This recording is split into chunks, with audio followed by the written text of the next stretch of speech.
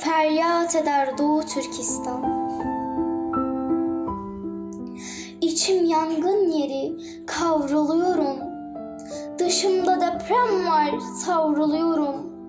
Bin tür darbe yedim, devriliyorum.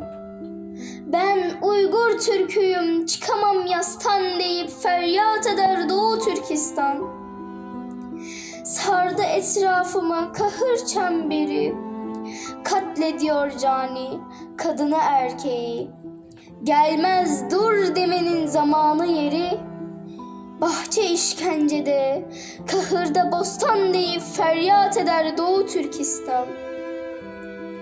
Bitmiyor hilesi, deni Çinli'nin, Kürşat'tan geliyor kini Çinli'nin.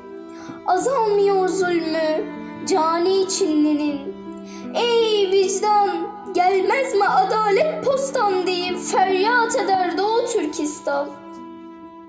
Ya Rabbi, adına kurban olduğum, Batı işitmiyor çünkü Türk mazlum.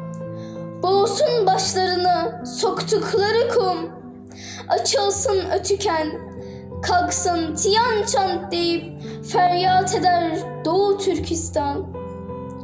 Sahnede hep uyum adlı hikaye, asimilasyondur baştaki gaye.